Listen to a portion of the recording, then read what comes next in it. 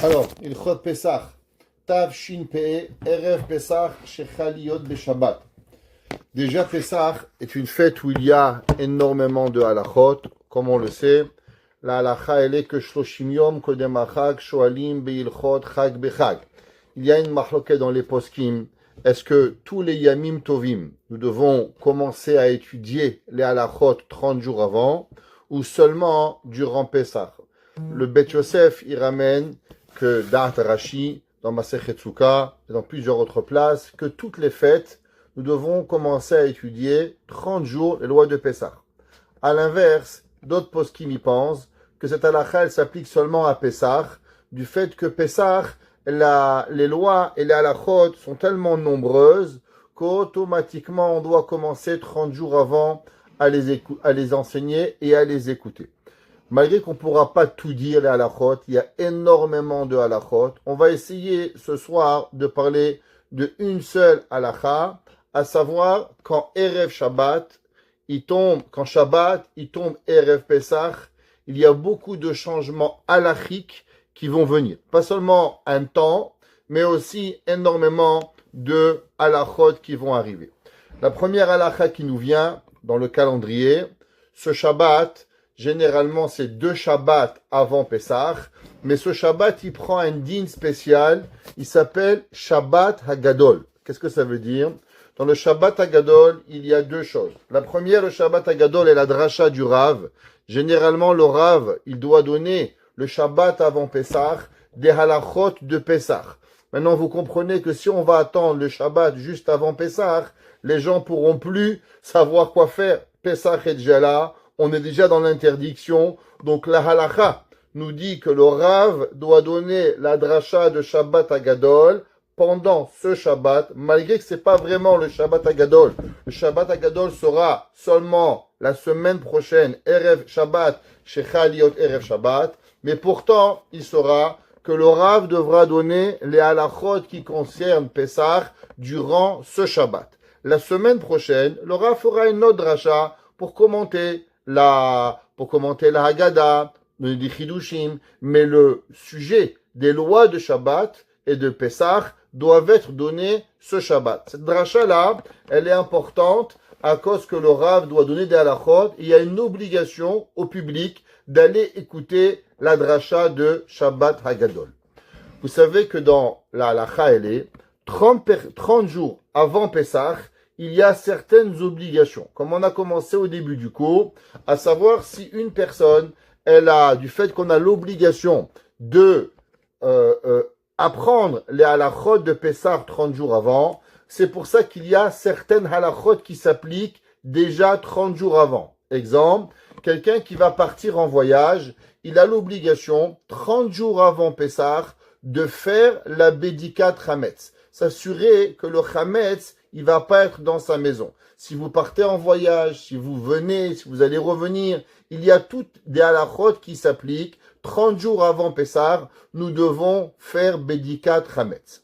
Généralement, si quelqu'un il doit faire Bédikat Hametz dans sa maison, par exemple, s'il va partir en voyage et il part une semaine à l'avance, alors il a l'obligation de faire Bédikat Hametz, mais il fera cette Bédikat Hametz sans bracha. Et il ne devra pas mettre les 10 bouts de pain. Pourquoi? Parce que la mitzvah de Bédikat Hametz, elle ne s'applique, bonsoir Madame Dodi, elle ne s'applique seulement le soir du 13 au soir, le soir, la veille de Pesach. Toutes les soirs avant, on n'a pas l'obligation de faire la bracha, et c'est même assour de faire une bracha. Le seul moment où on fait la bracha de Bédikat Hametz, c'est ce qu'on appelle Or le Arbaasa, le soir du 14 de Nissan, c'est là qu'on doit faire la Bédikat Hametz. Qu'est-ce qui se passe durant cette année? Du fait que cette année, nous allons tous faire la Bédika le 13 au soir, pas le 14 au soir. Alors, qu'est-ce qui en est pour la bracha de Bédikat Hametz? Est-ce que, du fait qu'on fait la Bédikat Hametz le 13, alors automatiquement on fera pas la bracha de Bédikat Hametz, ou du fait que l'on peut pas faire la bracha de Bédikat Hametz le 14, alors automatiquement on devra faire la bracha de Bédikat Hametz. La halakha est tranchée que le soir, cette année, jeudi soir, donc ça veut dire le 13 au soir, malgré qu'on ait le 13 et on n'ait pas le 14, et durant tout le temps, quand quelqu'un fait Bédikat Hametz autrement que le 14, il ne fait pas de bracha, quand même, il devra faire la bracha de Bédikat Hametz. Pourquoi il devra faire la bracha de Bédikat Hametz, Albiou Hametz, pas Albidikat Hametz, mais la bracha que l'on fait, c'est Asher Kideshanu Bemitota Vetzivanu Albiou Hametz. Sur ça, on va trouver quelques explications halachiques. Une des explications halachiques qui est donnée, c'est que du fait que tout le monde va vérifier ce moment-là et que l'on ne peut pas vérifier le jour de Shabbat, donc le 13 au soir, va en prendre quelques parties aussi des halachot du 14. En plus, quelle est la raison pourquoi on fera une bracha? Parce que généralement on ne fait pas de bracha, parce que quand on fait par exemple la bracha du 12, on fera le bitul quand? Le bitul chametz se fera seulement le 14. Donc du fait qu'on va faire Bédika le 12 et le bitul le 14, c'est pour ça qu'on ne fera pas de bracha. Cette année, du fait que le 13 tombe jeudi soir, donc on va faire la Bédikat Hametz, et suite à la Bédikat Hametz, on va faire la mitzvah de Bitul Hametz. Sur là, je vais élargir un petit peu le propos. Il y a une machloket dans les poskim, à savoir, est-ce que la Bédikat Hametz est une mitzvah toranique ou elle est une mitzvah rabbinique? Est-ce que si quelqu'un il fait la mitzvah de Bédikat Hametz, est-ce qu'il accomplit une mitzvah de la Torah ou bien il accomplit seulement une mitzvah des Rabbanan? Il y a une machloket entre Rashi et Tosfot. Rashi est de l'opinion que la mitzvah de Bédikat Hametz, c'est une mitzvah toranique. La Torah, elle dit Bal Yiraeh ou Bal Yimatzeh. L'homme n'a pas le droit de trouver le Hametz et de voir le Hametz. Alors comment on s'assure de ne pas voir le Hametz ou de ne pas trouver du Hametz? Eh bien c'est en allant, cherchant dans la maison pour pouvoir s'assurer que le Hametz n'y est pas. Le Tosfot, il est de l'opinion qu'on n'a pas besoin d'après la Torah de faire la Bédikat Hametz, c'est suffisant de faire le Bitul Hametz. Que veut dire le Bitul Hametz? L'anéantissement de tout Hametz. Pourquoi? La Torah, elle dit que quel Hametz est, et on transgresse l'interdiction de Bal Yiraeh ou Bal Yimatzeh, de ne pas voir le Hametz et ne pas trouver le Hametz, seulement un Hametz qui est à toi. Mais du fait que après que tu vas anéantir le Hametz, alors le Hametz ne sera plus à toi, donc tu pourrais, hypothétiquement, d'après la Torah, garder à la maison tout ton Hametz, faire le Bitul et pas transgresser l'interdiction de Bal Yiraeh et de Bal Yimatzeh. Alors pourquoi on ferait la Bédikat Hametz? On fera la Bédikat Hametz parce qu'on a peur que si on laisserait à la maison des gâteaux dans votre frigidaire, on risque d'oublier durant Pessah et de manger un petit gâteau. Donc Rachamim, ils ont instauré qu'on va enlever le Hametz, même que le Hametz, tu pourrais ne pas transgresser l'interdiction de Bal Yiraeh ou Bal Yimatzeh, mais Shema Yavo Lechlo, de peur que tu vas arriver à le manger. Alors c'est pour ça qu'on va instaurer la Bédikat Hametz. L'opinion du Ran, il y a une troisième opinion, Rabbeinu Nissim, que lui, il pense qu'en vérité, la mitzvah de Bédikat Hametz et la mitzvah de Bitul, les deux peuvent être des Horaïta. Et les deux peuvent être des Rabbanan, et ça va seulement savoir c'est qui que tu vas faire en premier. Si tu fais le Bitul en premier, alors le Bitul est Minatora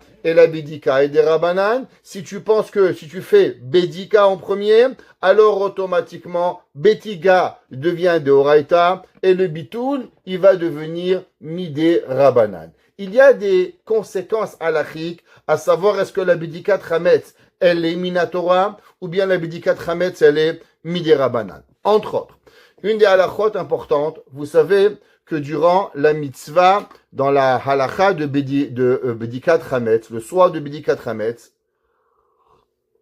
il vous est interdit de commencer à faire un repas. Je sais qu'il est tard, on est en hiver, mais avec des heures d'été, en tout cas pour le Canada, et il commence à se faire tard, et la Bédikat Hametz doit se faire à la nuit. Donc à peu près, Shkia à 7h, ça va être 7h20, à peu près 8h10 va être le Zman de Bédikat Hametz. Maintenant, Zman Bédikat Hametz, une demi-heure avant, vous n'avez pas le droit de commencer un repas. Vous est interdit de manger. Pourquoi? Parce que si vous allez commencer à manger, alors vous allez dire, bon, ça va, on mange un peu, on boit un peu, on se repose un petit peu, et après, qu'est-ce qui va arriver? Il va arriver que vous allez oublier la mitzvah. Pareil, même l'étude de la Torah. Imaginez-vous, votre maison elle est toute propre. Vous dites, ah, Baruch Hashem, j'ai du temps devant moi, je vais aller m'écouter un petit chiour. Halakha, elle est une demi-heure avant. On ne peut pas commencer à écouter un cours de Torah. Pourquoi? Parce que de peur qu'on va écouter le cours, attends 5 minutes chérie, attends une demi-heure, et on va oublier. Alors si on a un chômeur à la maison, quelqu'un qui nous garde, c'est autre chose. Mais si on peut commencer à étudier quelque chose d'approfondi, on n'a pas le droit. On peut faire mincha, on peut faire ma'ariv, parce qu'il y a un début et il y a une fin. Mais commencer une étude, alors de peur que l'on va oublier.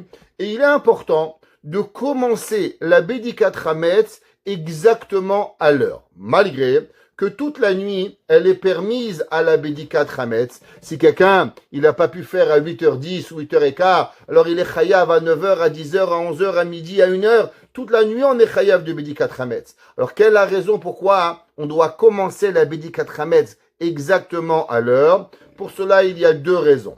La première raison, il y a un ligne qui s'appelle Zrizin Magdimim la mitzvot, que l'on doit s'empresser à faire les mitzvot le plus rapidement possible. D'où est-ce qu'on apprend cela? On apprend cela de Avraham Avinu. Avraham Avinu, au moment où Akadosh Baruch Hu, il lui a dit d'aller faire la mitzvah de Akedat Yitzhak, Vayashkem Avraham Baboker Vayachavosh et Chamoro. Dit la Gemara dans Masechet Pesachim Dav Gimel. La Gemara dit que Avraham Avinu, il s'est levé le matin très tôt. Vayashkem Avraham Baboker.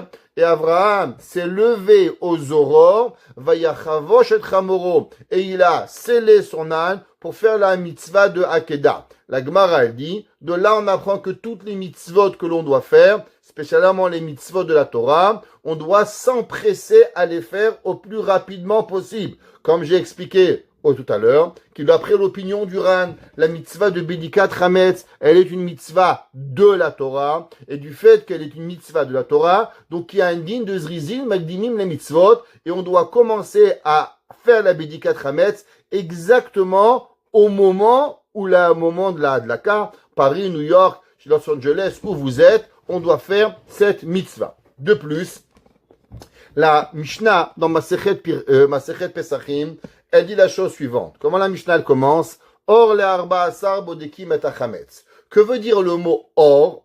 Généralement, le mot or, il veut dire lumière.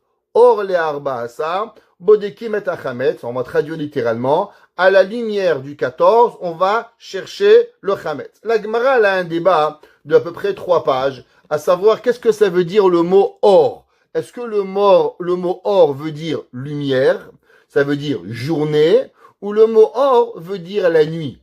Et la Gemara, elle parle à savoir pourquoi le Tana de la Mishnah, il a enseigné le mot or le arbaasa, et il n'a pas dit plus clairement leil arbaasa, la nuit du 14, bodekim et achametz, on vérifiera le chametz. La Gemara, elle donne première explication, et la Gemara dit parce qu'un homme, il doit toujours parler joliment, positivement, et ne pas parler négativement. Si la Mishnah elle avait commencé à dire Leil Arbaasa, la nuit, le premier mot de la Mishnah, nuit, ça serait pas beau. Une Mishnah elle doit toujours parler joliment. Donc on a choisi le mot or, qu'en vérité veut dire lumière, mais une personne doit comprendre que ça veut dire la lumière du 14, ça veut dire le moment où la lumière n'est plus, ce qui veut dire la nuit.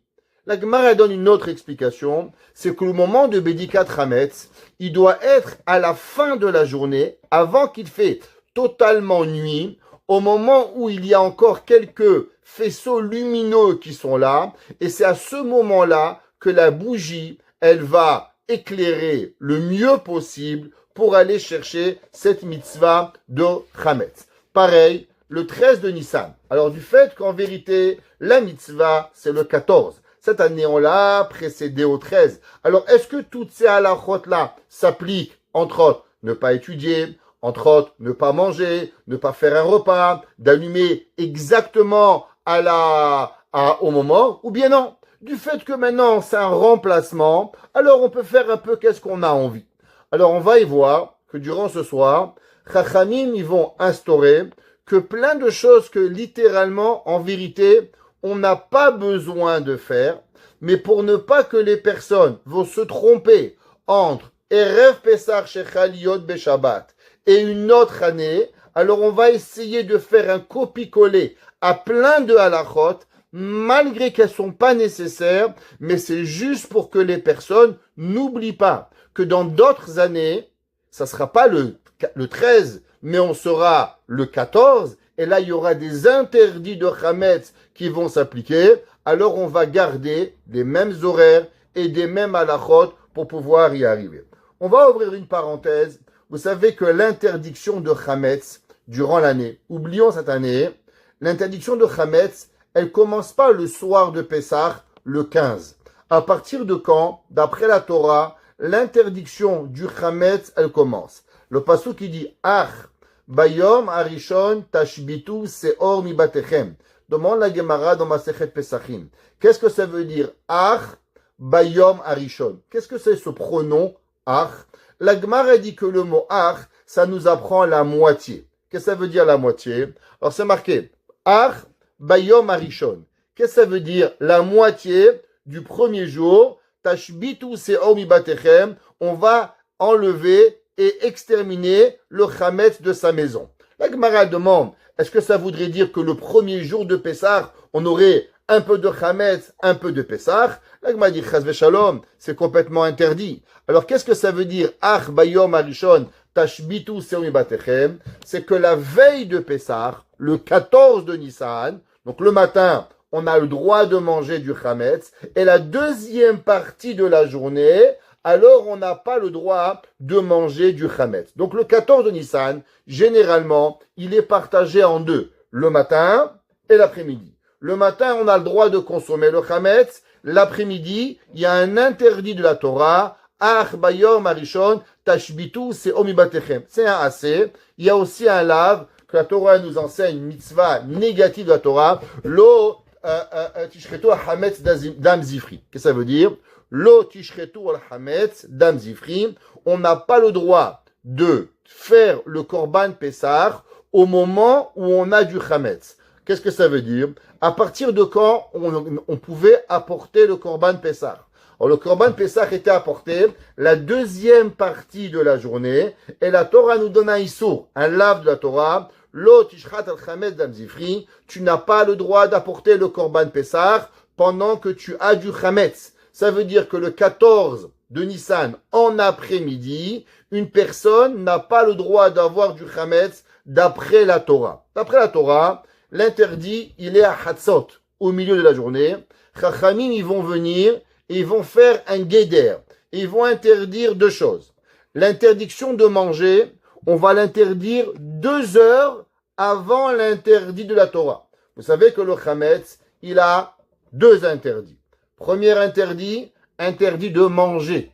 Le tochal alav chametz, une personne, elle n'a pas le droit de manger le chametz. Il y a un deuxième interdit, interdit de profiter du chametz. Profiter du chametz, qu'est-ce que ça veut dire? Exemple, vendre du chametz, donner à votre animal du chametz. Exemple, si quelqu'un il a une chala et qui veut donner à son chat, à son chien, à ses petits poissons, c'est aussi interdit, malgré qu'il n'en mange pas. Pourquoi? Parce que vous avez un intérêt du chametz. La Torah l'interdit de manger et la Torah l'interdit d'avoir un profit. Dans l'interdiction rabbinique, Chachamim, ils vont interdire 2 choses. 2 heures avant l'interdit de la Torah, il est interdit de manger le chametz. 1 heure avant l'interdit de la Torah, on va aussi interdire le profit du chametz. C'est pour ça que vous allez souvent voir dans les calendriers 2 horaires. Sauf Zman Achila et sauf Zman Biur. Qu'est-ce que ça veut dire? Fin de manger du chametz et fin de l'heure où on doit brûler le chametz. Et si vous allez voir entre les deux, il y a 1 heure de décalage. Quelle est la raison pourquoi il y a 1 heure de décalage entre les deux? Eh bien parce que l'heure d'interdiction de manger le chametz, elle est 2 heures avant Chatzot, tandis que l'interdiction de profiter, elle est seulement 1 heure avant Chatzot pour pouvoir brûler le chametz. Donc on a 2 heures pour Achila, 1 heure pour un Issour, et on reviendra par rapport avec cela. Donc maintenant, jeudi soir, on va faire Bedikat Hametz avec bracha, malgré que c'est le 13, et c'est la seule exception dans la halacha que l'on fait la bracha du Birkat Hametz avec une bracha. On va mettre les 10 morceaux de pain, ce que généralement on fait jamais, à part le 14 soir. Alors cette année, on va cacher les 10 morceaux de pain, et j'ouvre une parenthèse. Si quelqu'un n'a pas de pain, exemple, il est à l'hôtel, il est en vacances, il est en Airbnb, je sais pas où est-ce qu'il est, et il n'a pas de 10 morceaux de pain. Il a que 3 morceaux de pain. Mettez même 3 morceaux de pain. Si vous avez même que 1 morceau de pain, mettez aussi que 1 morceau de pain. Et non, qu'est-ce qui se passe si vous avez 0 morceau de pain? Eh bien, quand même, vous allez chercher le chametz avec la bracha, et vous direz la bracha, Asher kideshanu bemitzvotav etzivanu al bi'u chametz. Pourquoi on fait une bracha différente de l'action? Exemple, généralement, vous faites une bracha, Asher kideshanu etzivanu leadlik ner shal Shabbat. Donc, vous allumez les bougies de Shabbat, et vous faites la bracha. Vous faites la bracha et vous allumez. Vous dites pas, Boré peri haetz, et maintenant, vous faites la likner shal Shabbat. Pourquoi ici, on fait la bédika, et on fait pas la bracha de la bédika. On met tefilin. Quelle bracha on dit? Asher kideshanu etzivanu lehaniach tefilin. On met une mezouza. Qu'est-ce qu'on dit? Asher kideshanu bedevetzivanu likvoa mezouza. Pourquoi ici, la bracha, elle n'est pas al bedikat chametz, mais elle est al bi'ur chametz. Que veut dire bi'ur chametz? Sur la destruction du chametz. Véritablement, quand vous allez détruire le chametz, que le lendemain. Alors comment se fait-il qu'on fait une action maintenant et on fait une bracha sur une action qui est seulement au lendemain? La halakha, elle est que le fait que de trouver le chametz, il n'y a aucun sens. Qu'est-ce que ça veut dire? Ça veut dire, un homme, il cherche le chametz. Waouh, bravo, j'ai trouvé du chametz. Super chérie, j'ai trouvé une baguette. Azma.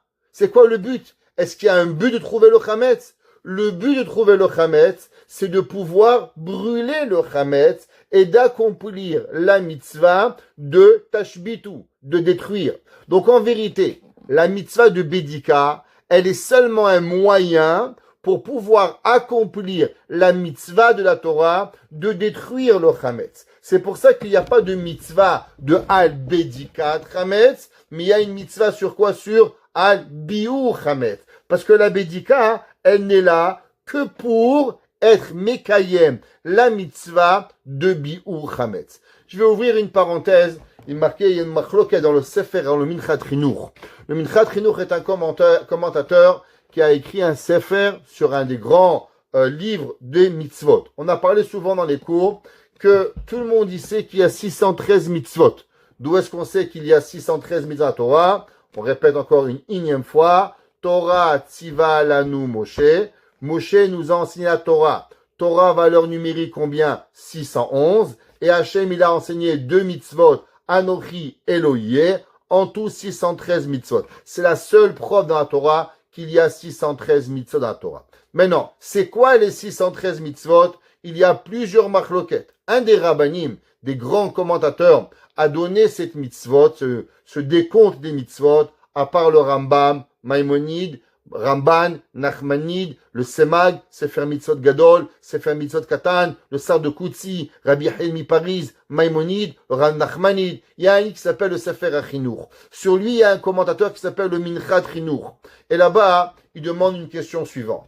La mitzvah de brûler le chametz. Alors, vous savez que dans la Torah, vous avez 2 genres de mitzvot. Vous avez des mitzvot actives et vous avez des mitzvot passives. Qu'est-ce que ça veut dire des mitzvot actives et des mitzvot passives? Alors, je vous pose une question. Est-ce que nous avons une obligation de mettre une mezouza? La réponse, c'est pas vrai. Si vous avez une maison, alors vous devez mettre une mezouza. Maintenant, est-ce que j'ai l'obligation d'aller acheter une maison pour aller avoir une mezouza? Non.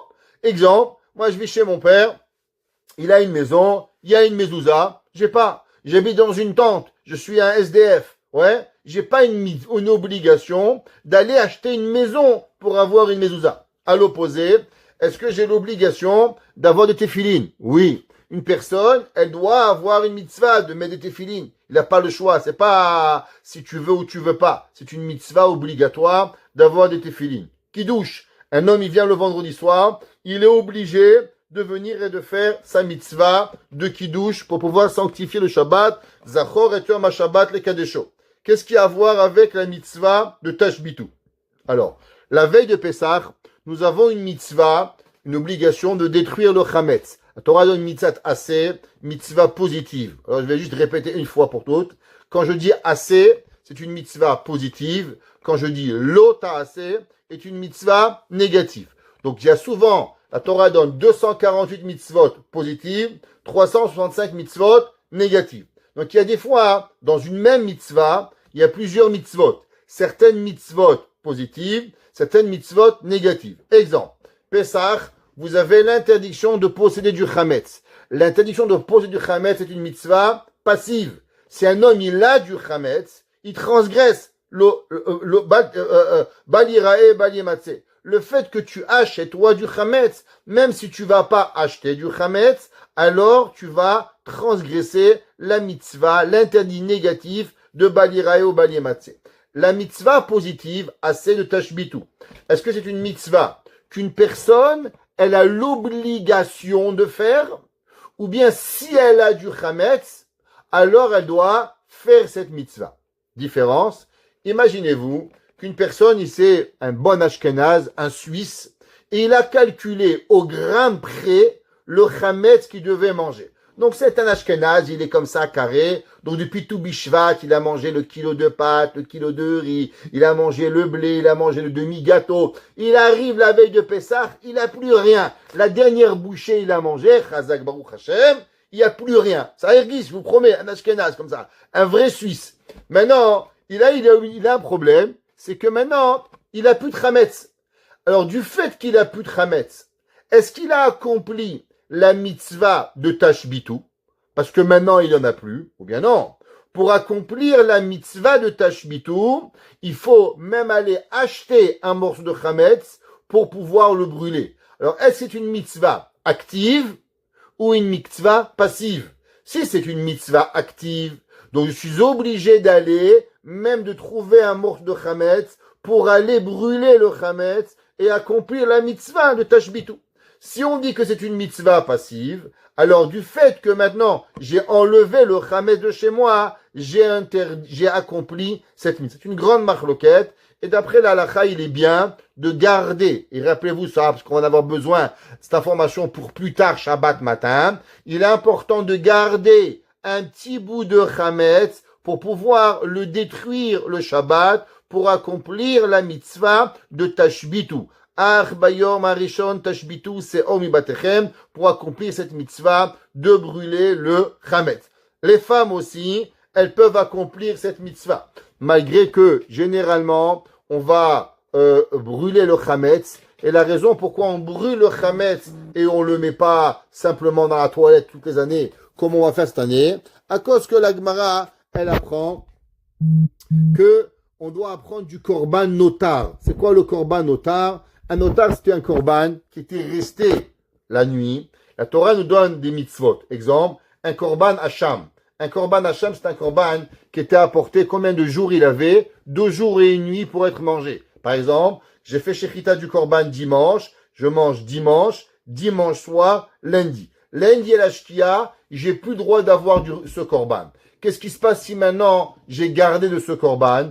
Alors le soir, il devient notar. Et maintenant, le lendemain matin, mardi matin, j'ai un chiyuv de brûler j'ai un chiyuv de brûler ce korban. Rabbi Yehuda, il apprend que la même façon qu'on doit brûler le korban, automatiquement le chametz aussi, il y a une mitzvah de le brûler. Mais d'après la halakha, on n'est pas obligé de brûler. On peut même le mettre à la toilette. Une femme qui peut pas aller brûler le chametz, elle peut aussi accomplir chaque année, en prenant un bout de chametz, le met dans la toilette, tirer la chasse, et elle va accomplir la mitzvah de Tashbitu du chametz. Comme on va faire cette année aussi, on va tous accomplir la mitzvah de Tashbitu, de détruire le chametz. Comment? Ben, samedi matin, après qu'on aura mangé, qu'est-ce qu'on va faire avec le reste du chametz que l'on va faire? On va pas le manger, on va pas le garder, on va le mettre dans la toilette. Et quand on va mettre dans la toilette, on va accomplir la mitzvah de Tashbitu Seor Mibatechem. Donc même quand vous allez acheter la pita, ben, mangez pas tout.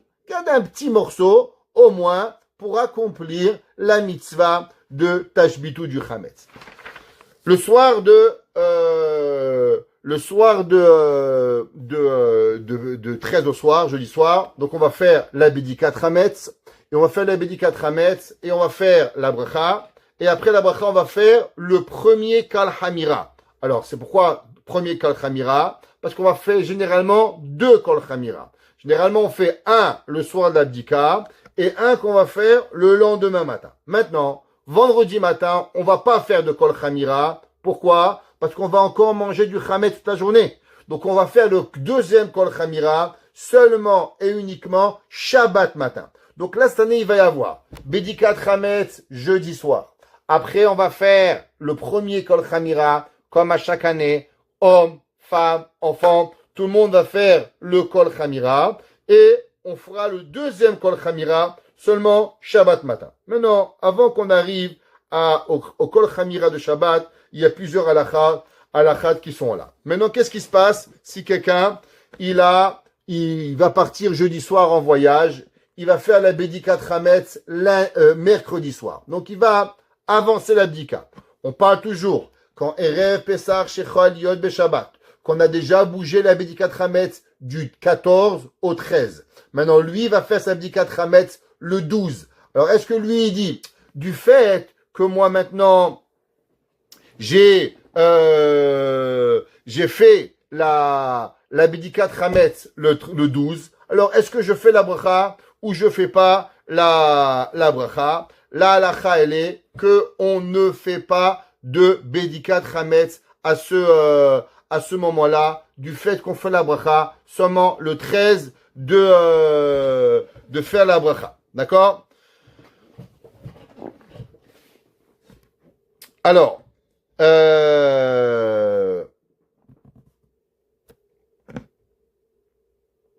qu'est-ce qui se passe maintenant avec la Bédikat Chametz? Chaque année revient cette histoire. Est-ce que on fait la Bédikat Chametz avec une bougie ou on fait la Bédikat Chametz avec une torche électrique? Alors, il y a une machloket. Il y a certains poskim qui disent, entre autres le Rav Ben Sion Abba Shaul, il dit que si quelqu'un, il fait la Bédikat Chametz avec une lampe de poche, il peut pas faire la bracha.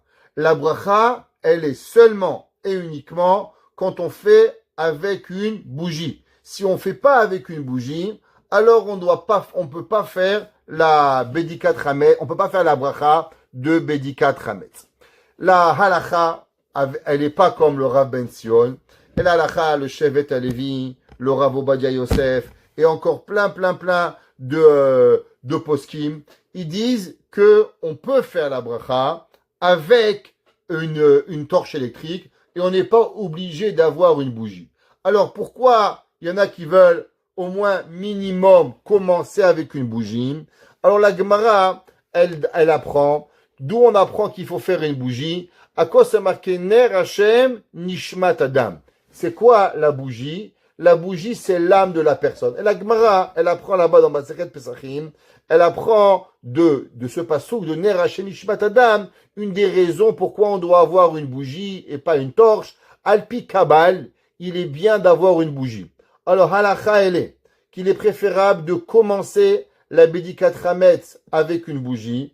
Mais aujourd'hui, je vais vous demander mon avis, dès que la bougie, c'est le plus grand danger qui puisse exister. Les maisons, elles sont en bois, il y a des draps, il y a des lits, il y a des couvre-lits. Et généralement, qu'est-ce que les gens ils font avec leur bougie? Ils prennent la bougie, ils la mettent loin de la tête et ils vérifient. Et la bougie, elle vérifie rien du tout. Pourquoi? La bougie, elle est pour rentrer sous le lit. Mais il a tellement peur de brûler la maison. Qu'est-ce qu'il fait? Il met la bougie à l'arrière et il vérifie. Donc ça ne sert plus à rien. Alors comment on fait? À la Khaïlé, qu'on fait Bédikat Chametz, on fait la bracha. On peut commencer avec la bougie, le papa, dans la cuisine, de façon que tout est ouvert. Après, il a qu'à fermer sa bougie et il peut prendre la lampe de poche et il peut aller chercher dans toute la maison. Halakha, est-ce qu'on doit éteindre les lumières électriques quand on doit chercher la Bédikat Chametz? Halakha, non. vous devez pas éteindre la lumière électrique. L'inverse, plus il y a de la lumière, et plus c'est mieux de faire la Bédikat Hametz. Faut pas éteindre la lumière. C'est pas comme Havdalah. Dans la Havdalah, il y a certains poskim qui disent qu'au moment où on fait la Havdalah, il faut éteindre la bougie pour pouvoir profiter de la bougie, de la torche, pour pouvoir faire vérifier et être né de la lumière. Là, oui, d'après la halakha, il est préférable d'éteindre la lumière électrique pour faire la Havdalah. À l'inverse, dans Bédikat Hametz, plus il y a de la lumière, mieux c'est, et automatiquement, il n'y a pas besoin de faire et de chercher, et on peut faire la bracha avec la torche électrique et avec la lumière. Il y a une opinion, l'opinion du pré-Hadash. Il y a une grande machloquet dans la halakha, à savoir, qu'est-ce qui se passe si quelqu'un, il fait la Bédikat Hametz le 12. Alors moi, je vous ai dit au début qu'on ne fait pas la bracha. L'opinion du pré-Hadash, elle est qu'en vérité, chaque fois qu'on fait la bracha, on fait la Bédikat Hametz pendant les 30 jours avant Pessah, du fait que c'est une mitzvah que Chachamim, ils ont instaurée, alors on doit faire la bracha. La halakha, vous savez, dès qu'il y a une machloket, il y a une discussion halachique à propos d'une bracha, qu'est-ce qu'on dit? Sabal. Que veut dire sabal? Ce sont les acronymes de 3 mots. Safek, berachot, lehakel. Dès qu'il y a une machloket, une discussion halachique, qu'est-ce qu'on va toujours dire? Sabal. Safek, brachot, lehakel, et on va pas faire de bracha. Maintenant, du fait que d'après une opinion, il y a oui l'obligation de faire la bracha. Alors par exemple, quelqu'un qui va partir mercredi soir et qui va faire la Bédikat Hametz, il peut faire la chose suivante. Il peut dire Baruch, Melech haolam, Asher kideshanu b'mizda vetzivanu, al biur Hametz. Qu'est-ce que j'ai sauté? J'ai sauté les mots Ata Hashem Elokenu. Pourquoi? Parce que tout le problème de la bracha, c'est bracha levatala, de dire nos de Dieu en vain. D'après certains décisionnaires halachiques, si tu fais une bracha le 12, tu fais bracha levatala, mais tu veux pas perdre la bracha. Alors le Ben Ishra, il dit qu'à chaque fois qu'il y a un doute, est-ce qu'on fait la bracha ou pas, on dit Baruch. On réfléchit dans la tête. Ata, Hashem, Elokenu. Ouais, tous les mots de Dieu, on les réfléchit, et on dit après, Melech haolam, Asher tzivanu, lehadlik, al biur chametz, et on fera la bracha pour pouvoir y arriver. Le lendemain, le jour du jeudi, généralement, le lendemain de la Bédika, il y a une mitzvah. Je dis bien une mitzvah, et vous allez comprendre pourquoi, qui s'appelle Ta'anit Bechorim, qui est le jeûne des premiers-nés. Maintenant, dans le jeûne des premiers-nés, il y a plusieurs coutumes. Exemple, est-ce que les femmes, elles doivent jeûner qui sont Bechorot, les femmes premiers-nés? Est-ce que les femmes, elles jeûnent ou les femmes, elles jeûnent pas? Moi, je me rappelle, ma grand-mère, elle avait 95 ans. Et sa coutume était que les femmes, elles ne mangent pas avant d'avoir goûté de la Seouda. La femme Bechora, bien sûr. Même elle avait 95 ans. C'est Chona Livracha. Quand on arrivait à la maison, elle me dit, tu m'as amené quelque chose du Sioum? Moi, je croyais qu'elle voulait un gâteau. Mais elle mangeait jamais de gâteau, la pauvre, Meskena. J'ai jamais vu manger. Elle avait des problèmes de sucre. Elle mangeait pas des gâteaux. Je dis, papa, pourquoi elle veut des gâteaux? Il manque des gâteaux à la maison. Elle me dit, mon fils, tu sais pas que ta grand-mère, elle mange pas, elle boit pas le café la veille de Pessah avant que d'avoir goûté la Seouda pour pouvoir s'acquitter de l'obligation des jeûnes des premiers. Donc il y a différentes opinions. Exemple, est-ce qu'une femme, elle est obligée de jeûner? Un. Deuxième, qu'est-ce qui se passe si un monsieur, il est Bechor? Et maintenant, il a un fils Bechor. Alors, vous savez que généralement, quand vous avez un fils Bechor, et qui est le petit, il peut pas jeûner. Alors, qui c'est qui va jeûner? Il y a une discussion halachique. Il y en a qui disent que si le père, il est Bechor, alors la mère, elle jeûne pour le fils. Maintenant, s'il y en a qui disent que non, le père, il jeûne, il va accomplir les deux. Il va jeûner pour lui et il va jeûner pour son fils. Maintenant, quand est-ce qu'on jeûne d'habitude? On jeûne le 14 de Nissan. Donc, par exemple, si Kippour, c'est Pessah, c'est mercredi soir, Alors, mercredi en journée, ça c'est le jeûne. Maintenant, cette année, il se passe que la veille de Pessah, c'est Shabbat. Donc, puisque la veille de Pessah, c'est Shabbat, on ne peut pas jeûner Shabbat. Interdiction de jeûner Shabbat. Donc, le jeûne, il doit être bougé. Alors, première question. Est-ce que du fait que maintenant, le jeûne, il est poussé, il est automatiquement annulé, il n'y a plus de jeûne, on annule le jeûne? Ou bien non, on annule le jeûne, on n'annule pas le jeûne et on maintient le jeûne. Maintenant, quand on va maintenir le jeûne, quand est-ce qu'on va jeûner? Est-ce qu'on va jeûner jeudi ou est-ce qu'on va jeûner vendredi? Alors, pourquoi on pousserait le jeûne à jeudi? Généralement, la raison pourquoi on ne jeûne pas vendredi, c'est marqué dans la halakha, à cause que le jeûne, généralement, il y a des tachanoun. Par exemple, Ta'anit Esther. Pourquoi on ne jeûne pas quand Purim il tombe dimanche? On ne jeûne pas vendredi. On va jeûner jeudi. Quelle est la raison pourquoi on jeûne jeudi? À cause que durant jeudi, durant la tefila, on dit Tahanoun, on dit plein de prières en plus. Et les gens, ils doivent travailler, mon fils. Ils doivent pleurer la veille de Shabbat, faire pleurer le monde. C'est pas une bonne chose. Donc, on a repoussé à jeudi. Maintenant, vous savez que durant le mois de Nissan, il n'y a pas Tachanoun. Depuis quand? Depuis Rosh Chodesh, on n'a pas fait Tachanoun. Donc, on ne fait pas Tachanoun depuis Rosh Chodesh. Et la veille de Pessah, même si elle tombe le jour du jeûne, la prière, elle n'est pas agrandie et il n'y a pas Tachanoun. Donc maintenant, est-ce qu'on va jeûner vendredi ou on va jeûner jeudi? Il y a dans la halakha 3 opinions. Il y en a qui disent, bah oui, du fait qu'il n'y a pas Tachanoun, jeûne vendredi. Il y en a qui disent, mais non, tu sais pourquoi on ne fait jamais un jeûne vendredi? À cause que quand on va jeûner vendredi et on va finir le jeûne Shabbat, quand tu vas rentrer Shabbat comme ça, avec te sentir mal, tu vas rentrer Shabbat avec la douleur dans le ventre qui gargouille. Non, on ne va pas déranger Shabbat, même pas un petit peu. Comme on ne veut pas déranger Shabbat, même pas une seconde, c'est pour ça qu'on nous fait jeûner le jour avant. Donc ça va dépendre d'après les 2 opinions. Si on dit que la raison qu'on ne jeûne pas le vendredi, c'est à cause de Tachanoun, maintenant qu'on n'a pas de Tachanoun, on devrait jeûner vendredi. Si la raison qu'on ne jeûne pas un vendredi, c'est à cause qu'on ne veut pas enlever le plaisir de Shabbat, alors on devra jeûner le jeudi et pas le vendredi. Il y en a qui disent, non, en vérité, quand le jour du jeûne, il a été poussé, alors tu jeûnes ni jeudi, ni vendredi, et le jeûne, il est complètement annulé et il n'y a pas.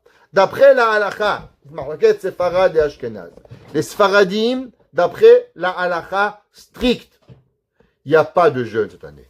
Du fait que le jeûne, il était Shabbat, et que maintenant, il a été enlevé, alors on jeûne ni vendredi, ni Shabbat. Bon appétit, vous pouvez manger. Les femmes qui ont l'habitude de jeûner pour leurs enfants, ou les femmes qui ont l'habitude de jeûner aussi, elles n'ont pas d'obligation de jeûner, et elles peuvent manger. Maintenant, les Ashkenazim, ils ont la coutume de jeûner le jeudi. Et il y en a, Skinim et Ashkenazim, ils aiment tellement être un peu sérieux comme ça, ils jeûnent jeudi et vendredi. Comme ça, ils sont sûrs d'avoir bien faim le jour du Shabbat. Skinim, comme ça, ils jeûnent, tac, 2 fois. Ils vont perdre encore quelques kilos avant de manger l'abkeila. Non, ils ne mangent pas l'abkeila. À l'msuki à Pessah. Alors, ils vont jeûner. Halakha, elle est que celui qui veut, il jeûne un jour. Quel jour? Jeudi, pas vendredi. Préférable de jeûner jeudi et d'aller écouter un sioum. Alors on sait que d'après la halakha, quand on écoute un sioum, c'est comme une fête, c'est comme un Yom Tov. La Gemara dit Yom Atavale Rabanan, que le jour où on finit un traité de Gemara, on finit des traités de Mishnayot, alors on fait une fête, et cette fête elle s'appelle Yom Atavale Rabanan, un Yom Tov pour les rabbins. Alors on peut assister à cela et on peut après on peut manger.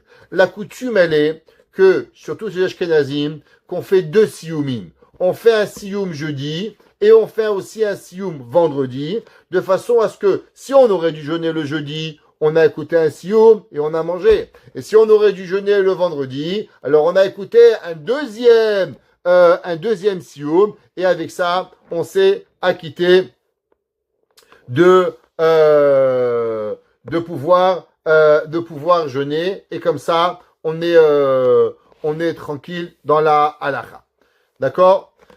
Maintenant, un papa qui jeûne pour son fils, ouais, comme j'ai dit, lui, il n'est pas Bechor, et son fils, il est Bechor, il n'a pas l'obligation de jeûner, et il peut manger, et aussi, il n'y a pas de problème pour pouvoir y arriver. Pareil, un bar mitzvah, quelqu'un qui fera bar mitzvah jeudi, ça arrive. Mon fils était bar mitzvah 2 jours avant Pessah, vous vous rappelez l'année dernière, ouais, Baruch Hashem. Alors, imaginez-vous que jeudi, il fait sa bar mitzvah, il n'a pas l'obligation de jeûner, la bar mitzvah, elle lui enlève le jeûne, et ainsi que son père, c'est une simcha, il sera exempté de jeûner pour lui, pour pouvoir arriver avec cela. Maintenant, d'après la halakha, vendredi, est-ce qu'on a le droit de manger du chametz toute la journée ou on doit s'abstenir de manger le chametz? Alors, je répète. Vous vous rappelez, un peu à le début du cours, on avait dit que d'habitude, le 14 de Nissan, la moitié de la journée, c'est chametz et l'autre moitié, c'est interdit. Maintenant, vendredi, il se passe rien. C'est entièrement permis de pouvoir manger. Pareil. Vous savez que durant l'année, quand Erev Pessah tombe pas Erev Shabbat, tombe un jour normal, l'après-midi de Pessah, il est assourd de travailler. Alors, c'est pas une coutume, c'est assourd de travailler. Pourquoi c'est assourd de travailler? À cause que du fait qu'on a porté un korban. Chacun de nous, Bimhera biyamenu, que Dieu nous ramène le Beth Amikdash, alors on va apporter famille Kremizi, famille Dayan, famille Koriat, famille Kenzi, famille Sultan, chacun avec son nom, famille Meyer, Azoulay, Attar, et ainsi de suite, Shabbat. On va arriver avec un korban Pessah, et on va aller en Eretz Israël, et on va apporter le korban Pessah. Il y a une halakha qui est, le jour où un homme il amène un korban, il a un Yom Tov pour lui. Exemple, Beth Hashem, quand on va arriver au Beth Amikdash, c'est quoi la première chose qu'on va aller voir? Le Navi. Vous dire Navi, voilà tous les péchés que j'ai fait. Trac! Combien de korban je vais apporter? Korban Hatat, Korban Hacham, Korban ça. Et après, on va dire merci Hachem, on est en vivant. Alors on va amener un Korban Toda. On va ramener un Korban à Kadosh Baruch Hu. Un Korban qui était extraordinaire. Korban Toda, 40 chalot. On va partager. Tous ces Korbanot, on devient un Yom Tov. Donc maintenant, le matin de Pessah, ça dépend des coutumes. Il y a des coutumes qui interdisent le travail, des coutumes qui permettent le travail. Le Mishnah a dit, ça dépend des minagim, ça dépend des villes.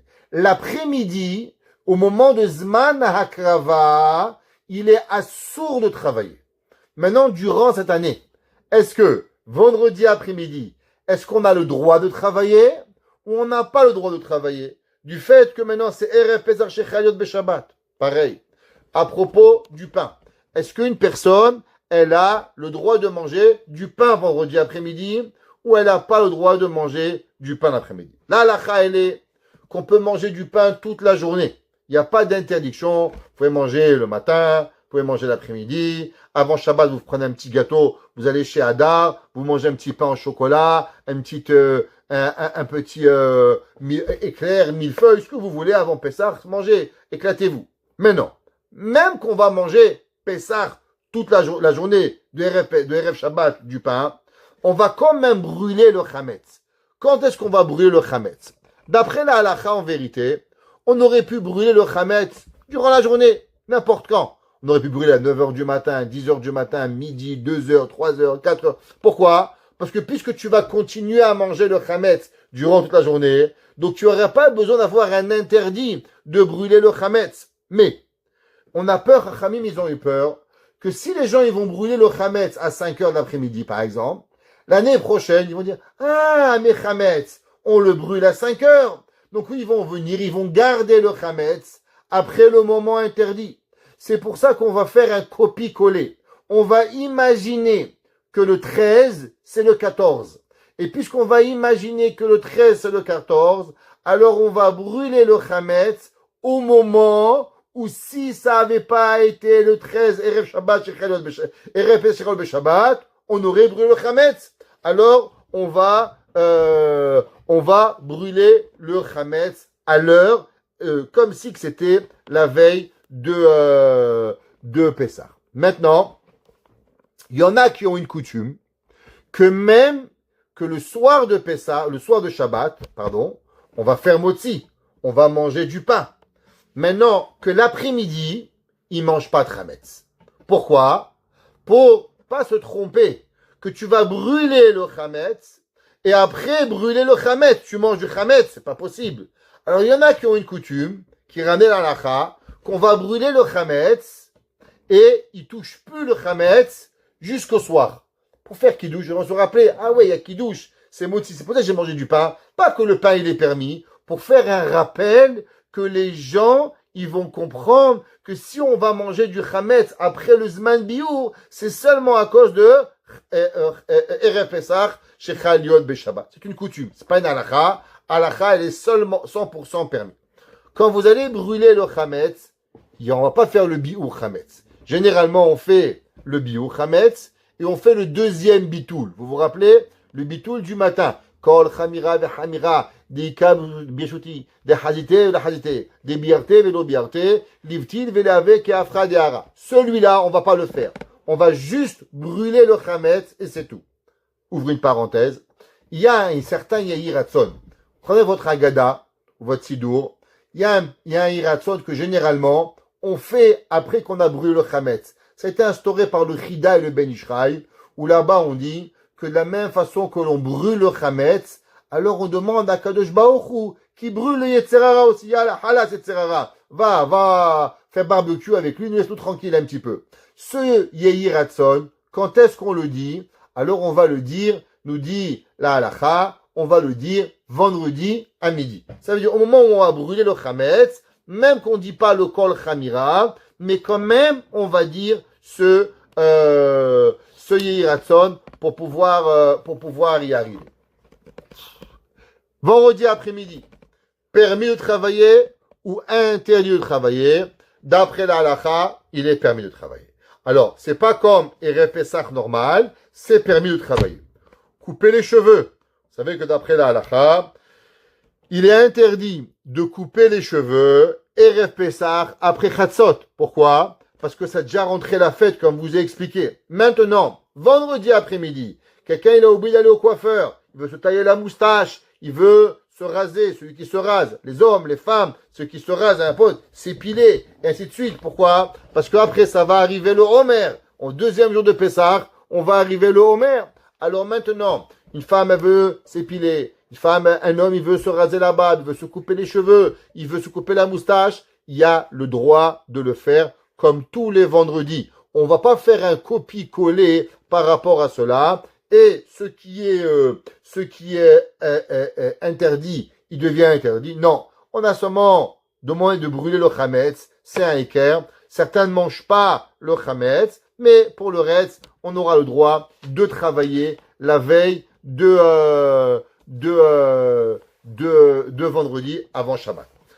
Généralement, Erev Pesach, il y a une coutume de prier Mincha très tôt, Mincha Gedola. Pourquoi on fait Mincha Gedola, généralement? Bien sûr, quand c'est pas comme cette année. Parce que comme je vous ai expliqué, que quand on faisait le Korban Pessah, alors il y a une halakha qui s'appelle Tadir Vesheno Tadir, Tadir Kodem. Qu'est-ce que ça veut dire? Coutumier et pas coutumier, coutumier précédent. Exemple, vous avez au Beth Amikdash 2 korbanot à apprendre, à apporter. Le Korban Tamid, le Korban journalier, et le Korban Pessah.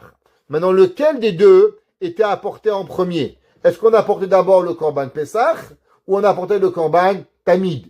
La halakha, elle est du fait que le Korban Tamid, il est précédent, toujours journalier, alors il va précéder le Korban Pessah.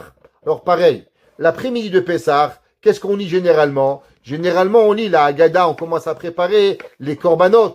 Donc comment on va faire le Korban Pessah avant d'avoir fait Mincha? C'est pour ça qu'il y a des coutumes que généralement, la veille de Pessah, on prie Mincha très tôt. Pourquoi? Parce que la tréfila de Mincha, elle est en remplacement du Korban Tamid. Maintenant, cette année, vendredi, est-ce qu'on va faire Mincha très tôt imaginant que c'est Erev Pessah, ou bien non, on va faire mincha normal. Halakha, elle est qu'on n'ait pas besoin de précéder mincha. Pourquoi? Parce que c'est pas Erev Pessah, donc automatiquement, on va faire le mincha à l'heure régulière. La halakha, elle est que par rapport à la bédika de la salade. Vous savez que la romaine, ceux qui mangent la romaine, ceux qui mangent les endives, il y a deux halakhot à savoir. La première halakha, qu'il faut bien les vérifier. Très bien les vérifier. Parce que si vous ne les vérifiez pas, vous allez accomplir une mitzvah des Rabbanan et vous allez transgresser une mitzvah de la Torah. Et je vais expliquer. Dans le soir du Seder, il y a plusieurs mitzvot. Il y a des mitzvot des Oraita, il y a des mitzvot des Rabbanan et il y a des coutumes rabbiniques. Exemple, la matzah. La matzah, c'est quoi? La matzah, c'est une mitzvah de la Torah. Erev tochlu matzot. Le soir de Pessah, quand vous allez manger la matzah, vous allez accomplir une mitzvah de la Torah. Le maror. Malgré que dans la Torah, c'est marqué de manger le maror, mais le maror, il est obligé seulement quand il y a Korban Pessah. Quand il y a Korban Pessah, alors on t'oblige à manger l'amertume. Mais aujourd'hui, entre vous et moi, la vie, elle est amère. J'ai même pas besoin de me rappeler de l'amertume. Quand il y avait la Géoula, il y avait le Beth Amikdash, les Nevi'im, on devait se rappeler qu'un jour on était esclave, on devait se rappeler qu'un jour la vie était amère. Alors on avait une obligation de manger le maror. Aujourd'hui, qu'il n'y a plus de Korban Pessah, Minatora, il n'y a pas de mitzvah de manger le maror. Le maror, il est que mitzvah, midé Rabbanan. Et après, il y a une coutume de Hillel de s'imaginer qu'il y avait Korban Pessah, où on faisait sandwich, matzah, maror et Korban Pessah, un petit lafa comme ça, trac, tu mangeais et tu faisais ton repas avec lafa de chez Béni, très bon, à la Korban Pessah. Maintenant, des verres, c'est de Horaïta. Chaque petit verre, 7 péchés. Faire attention, Bédika Tolaïm, très attention. Quand est-ce qu'on doit faire la Bédika de Tolaïm? Alors, il faut la faire vendredi. Parce que vendredi à la lumière, il faut bien s'assurer de faire tout ça. Les préparations de Pessah, de préparer le charoset, de préparer l'eau salée, de préparer Bdikat Tolaïm, de faire excessivement attention. Maintenant, comment on prépare la laitue? Et là, vous devez apprendre deux halakhot. La première halakha, elle est, quand vous allez la rincer, faites très attention qu'elle ne reste pas trempée dans de l'eau 24 heures. Si vous trempez votre laitue 24 heures, votre laitue n'est plus cachère pour la mitzvah. Pourquoi? Parce que un des principes de la laitue, elle doit être crue et pas cuite. Maintenant, quand on fait tremper quelque chose pendant 24 heures, ça s'appelle kavouche.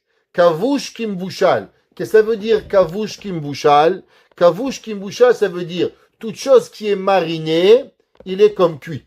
Alors, combien ça prend de temps à mariner un aliment dans de l'eau pour qu'il puisse être considéré cuit? 24 heures.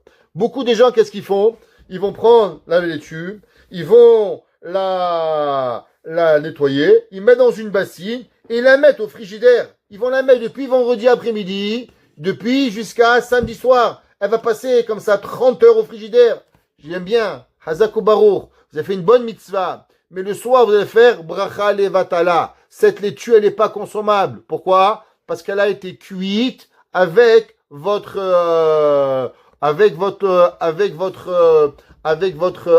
eau. De même, après que vous l'avez nettoyée, faut faire attention qu'elle ne devienne pas noire. Parce que si vous la rendez noire, elle devient kémoucha. Et kémoucha, la laitue fréprie, qui a noirci, elle n'est pas aussi cachère.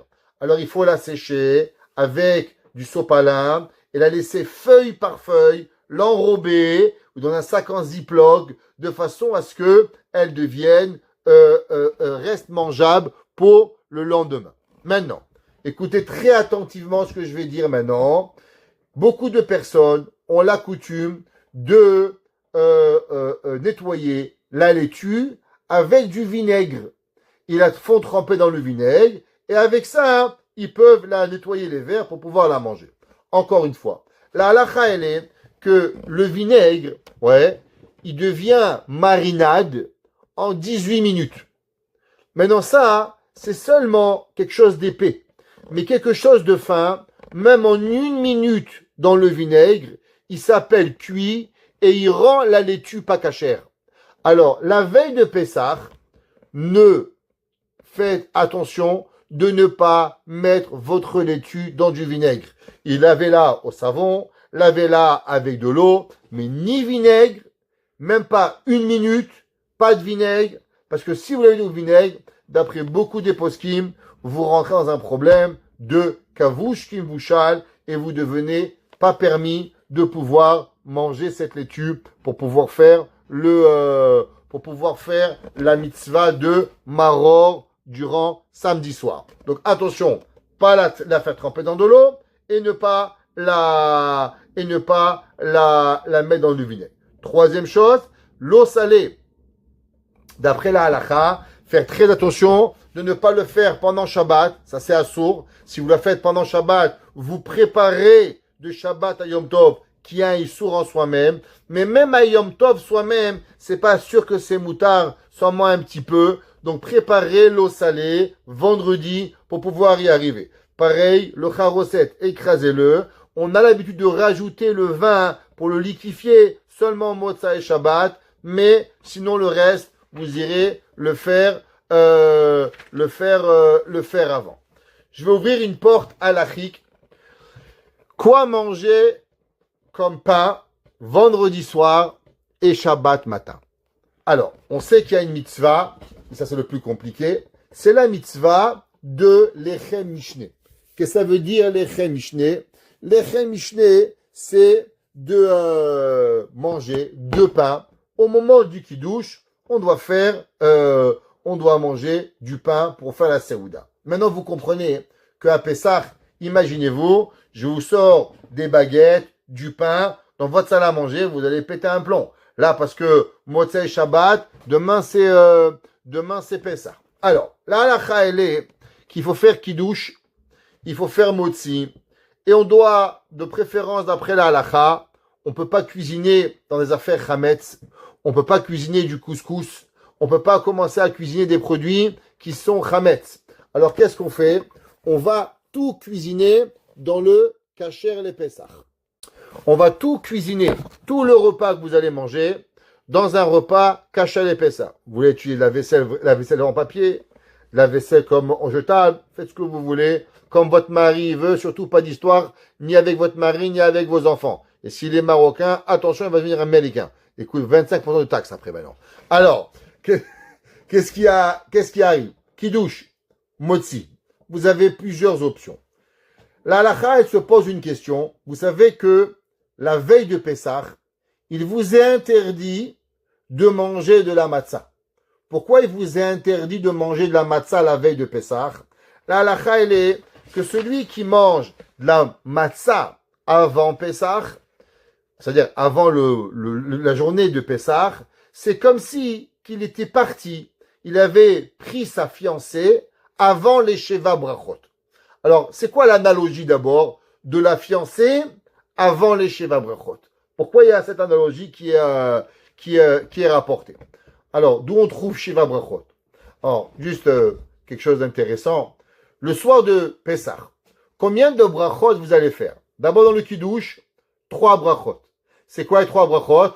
C'est-à-dire Boré Peya Gefen, Mekadesh Israël Ve'azemanim, et Shechianu.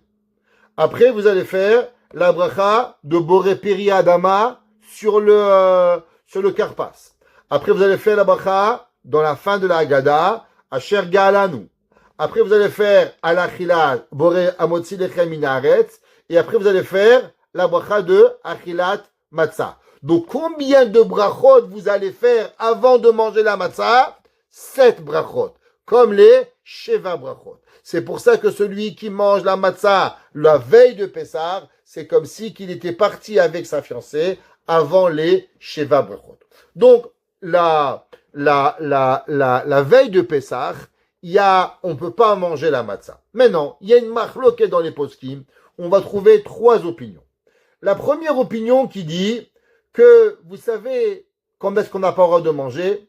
Depuis le soir avant. depuis le soir, le 14 au soir, c'est interdit de manger jusqu'au 15 au soir. Il y en a qui disent, pas du tout. Tu sais quand est-ce que ça commence l'interdiction de manger la matzah? Seulement au moment où tu n'as pas le droit de manger le chametz. Ça veut dire milieu de la journée. Et il y en a qui disent non, la matzah, elle est interdite seulement la journée, mais pas la nuit. 3 opinions. 24 heures, 12 heures ou 6 heures. Halakha, elle est que on n'a pas le droit de manger la matzah seulement la journée. Mais le soir d'avant, il n'y a pas d'interdiction de manger la matzah. Exemple, cette année, si quelqu'un, par exemple, vendredi soir, surtout ceux qui mangent la matzah shmura, par exemple, et il veut manger la tchouchouka, il veut manger le poisson, il veut quelque chose pour l'aider à manger. Le pauvre Marocain, l'Ashkenaz, il mange du kougol avec les mains, il mange du gefilte fish, mais un bon séfarade. Qu'est-ce qu'il va manger, la tchouchouka, la aubergine? Avec quoi il va les manger? Miskin, qu'est-ce qui va lui arriver? Il veut manger un peu de matzah vendredi soir. On a le droit ou on n'a pas le droit? Alors, la matzah shmura, venez, on la mange pas. Tous les autres matzot, bon appétit. Vous pouvez même manger ces matzot. Il n'y a pas de problème d'après la halakha. Vendredi soir, vous pouvez manger la matzah. Maintenant, durant l'année, quelle bracha les séfarades y font sur la matzah? Tout le monde y sait, il y a une grande machloket, séfarade et ashkenaz, à propos de la matzah. Le chida, Rabbeinu Chaim Seded Azoulay, il a déjà témoigné que le minag à Yerushalayim et des Sfaradim a toujours été que la matzah était mésonote. La matzah, elle est mésonote pour les séfarades. Ashkenazim, ils font amotzi sur toutes les matzot durant toute l'année. Les Ashkenazim, ils mangent pas la matzah sans faire la bracha de amotzi. Maintenant à Pessah, quelle bracha vous faites sur la matzah? Amotzi. Pourquoi vous faites la bracha de amotzi sur la matzah? Ben parce que c'est le pain. À Pessah, j'ai rien d'autre à manger que la matzah.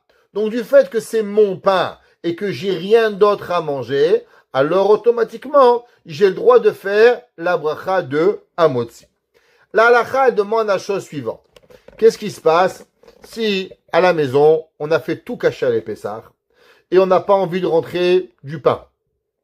Est-ce que je peux manger de la matzah vendredi soir, et si j'en mange, quelle bracha je vais devoir faire sur la matzah? Le Rav Obadia Yosef, il tranche dans Yabia Omer et dans Hazan Obadia dans Chelek Vav, que même un séfarade, Diana, que toute l'année, il fait généralement la bracha de Boré Miné Mezonot sur la matzah. Et s'il veut manger, il veut faire un motzi, combien il devrait manger? Il devrait manger 250 grammes de matzah. Maintenant, quand Erev Pesach Shechal Yod Beshabbat, comme cette année, quelqu'un il veut pas rentrer du pain et il veut faire motzi sur la matzah, est-ce qu'il a le droit ou il n'a pas le droit? Le Rav Obadia il tranche que vous pouvez faire motzi, boré amotzi, lechem min haaretz sur de la matzah. Alors, ceux qui veulent pas se casser la tête, par exemple, aller au balcon. En Israël, il fait 40 degrés. Nous, il fait moins 40. Alors, ceux qui veulent pas faire, qui douchent dedans, amotzi dehors, se geler, et les enfants, maman, j'ai froid, maman, j'ai ça, et créer un tollé, il peut manger de la matzah, faire qui douche, comme d'habitude, et sortir deux matzot, et faire la bracha de amotzi lechem min haaretz sur de la matzah. Pourquoi? Parce que du fait qu'il n'y a rien d'autre à manger, alors la matzah, elle devient le pain, et il a le droit de faire amotzi lechem min haaretz par rapport à ça, et il n'y a pas d'interdit de manger de la matzah. Maintenant, pour ceux qui veulent manger du pain, alors ils feront amotzi lechem min haaretz, de préférable avec des pitotes ou un pain qui ne fait pas de miettes, à l'extérieur de la maison, ou bien à l'entrée d'une maison, ou bien on va pas sur les fauteuils et on commence, on fait kidouche. Maintenant, faire attention que en kidouche est là bemakom seuda. Alors, pas par exemple faire kidouche à la salle à manger et après manger à un endroit. Il faut qu'au moins l'endroit où vous allez manger le motzi, il soit visible à l'œil. Ou bien par exemple, quand on était petit, je me rappelle, chez nous à la maison, on fait dans le couloir. Ma mère, elle mettait au couloir une petite table. Sur cette petite table, on faisait un verre de vin. Et sur ce verre de vin, avec ça, on faisait 2 chalotes, on faisait kidouche. Et après, on revenait sur un plastique et on mettait tout, on jetait à la poubelle. Après, on s'arrêtait. Mais c'est possible de faire kidouche et motzi à la même endroit, ou au moins de pouvoir voir l'endroit où on va faire motzi, parce que sinon, le kidouche, il va pas s'appliquer à un kidouche, la même comme Seouda. Encore une fois, ceux qui veulent, ils peuvent faire motzi sur de la matzah, même pour les Sfaradim, il n'y a pas de problème, et ils pourront manger la matzah vendredi soir, il n'est pas interdit. Il y a des coutumes ashkénazes que eux ne mangent pas la matzah depuis 2 semaines avant, depuis Rosh Chodesh. Les Chabad ont une coutume de ne pas manger de la matzah depuis Purim, 1 mois avant, mais c'est des coutumes ashkénazes, Sfaradim, aucun problème. Ni 2 semaines avant, ni 1 semaine avant, ni 1 jour avant, ni le soir avant, ils ont le droit. Seulement le matin de Pessah, c'est là qu'il devient interdit de manger la matzah dans Pessah. Le matin, quand est-ce qu'on va se réveiller? Alors vous comprenez que le matin, il va falloir aller à la synagogue très tôt. Parce qu'il faut se lever, il faut aller à la choule, revenir, manger kidouche, faire motzi, ou bien sur du pain ou sur autre chose, et après faire birkat Amazon, avant le moment interdit. À Montréal, si je ne me trompe pas, c'est 10h12, le Zman Achilat Matzah. Alors, c'est très tôt. À peu près, net, les synagogues vont prier à 6h du matin, finir à 8h, arriver à 8h30, faire kidouche, manger kidouche, un peu de kazaït de pain, et après, faire birkat Amazon. Qu'est-ce qui se passe maintenant pour la Seouda Shelishit? Alors, il y a plusieurs coutumes. Une des coutumes, c'est que on attend 15 minutes, on arrive à la maison, on fait kidouche, on fait motzi, on attend 15 minutes, on sort un petit tour, on fait un petit tour 15 minutes, on refait une autre fois motzi, et avec ça, on s'acquitte de Seouda Shelishit. D'après la halakha, c'est pas une superbe idée. Pourquoi c'est pas une superbe idée? À cause que la Seouda Shelishit, elle doit être normalement en après-midi et après mincha. Ou bien, même si c'est pas après mincha, au moins de le faire en après-midi. Alors, c'est pour ça que c'est pas une top idée de faire cela. On verra une autre solution pour le faire en après-midi quand elle va venir. Après qu'on a fini de manger son repas, son petit déjeuner, on va appeler à 8h30 du matin, c'est plutôt un tout petit déjeuner, avec vraiment le sens du terme petit déjeuner que vous allez faire. Vous allez devoir vous débarrasser de votre chametz. Pourquoi? Parce que le chametz, maintenant, il va venir le zman issour. Alors, il faut ramasser toutes les miettes que vous avez et les prendre et les jeter dans la toilette pour pouvoir y arriver. Vous devez jeter le chametz que vous arrivez. Pour les Sfaradim, vous avez le droit de balayer la maison. Vous savez que durant Shabbat, un parterre qui est comme nous en bois ou en marbre, qui est carrelé, il n'y a pas d'interdiction de balayer l'endroit où vous avez mangé. C'est pour ça, faites très attention où vous mangez, parce qu'à Pessah, n'oubliez pas, une goutte de chametz dans votre manger, khalas, tout est parti à la poubelle. Vous pouvez pas manger, tout devient un sourd. Donc faites attention où vous mangez, enlevez les chametz des personnes. Les enfants, vous m'écoutez, jusqu'à bar mitzvah, pas de chametz. Donnez pas du chametz aux enfants. Donnez-leur de la matzah. Donc à faire un motzi, la halakha c'est permis. Il n'y a pas d'interdit, il n'y a pas de raison à risquer un issour chametz pour des coutumes de je sais pas quoi. Les enfants, si le papa ou la maman, ils sont makpid d'avoir du pain, un kazaït, une petite pita, et ça s'arrête là. Balayez. Par la suite, votre balai, prenez-le, rangez-le dans le chametz, fermez-le là-bas, et vous ressortirez le balai de Kasher les Pessah pour pouvoir balayer.